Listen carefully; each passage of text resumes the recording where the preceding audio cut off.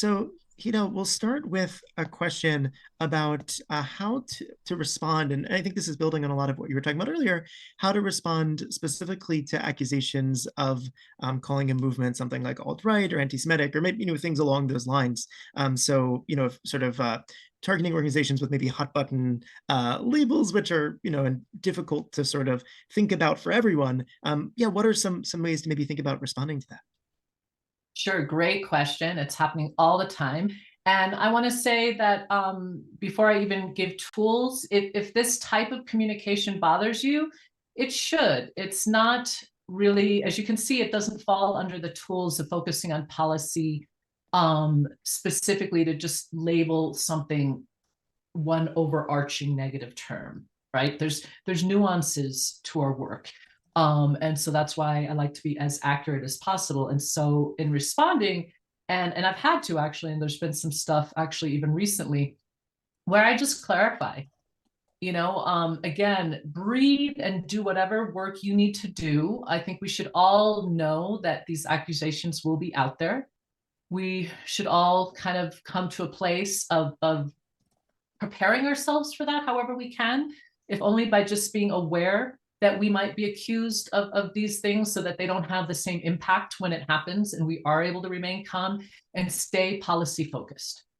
So for example, because I am intersex, and I've also used the word non-binary to describe my gender identity and how I feel around it, I have been at times mislabeled now as like a left-wing pedophile something, whatever all those crazy left-wing people are trying to do, groomer, et cetera, et cetera, et cetera. Which is, anyone who knows me or who has really watched my work knows it's completely kind of hilarious to describe me that way. But anyway, so my response has been to just clarify your policy points. And when I say about emotionally preparing, it's so that you don't let your ego or your personal issues and pride, as I shared, get in the way. So just, if you need to, pretend you're a robot, but, take your response out of it and just reiterate your policy points. If assuming you're not alt-right, which I'm guessing is the case, or, radical lefty groomers, whatever polarized insult is being hurled, reiterate your policy. So what I've done in these situations is I've shared that the focus on my work is ending non-consensual genital cutting.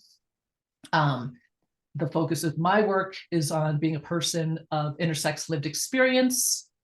I'm non-binary because that is the experience that I've had having a non-binary body.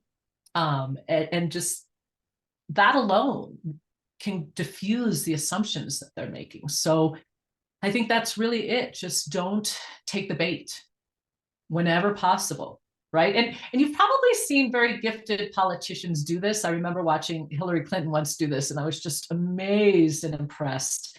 It was during hearings, and I forget now which one it was even, but years ago when they were putting her, in front of the entire Senate, and all their questions were so baiting. And she just would respond like, well, actually, that memo was sent on this, and your office should have received it, actually, and da da da. Like she would just calmly find a way to focus on the facts and the policy, and it would completely derail and debunk, their accusations. And so, that's a little general, but hopefully that helps.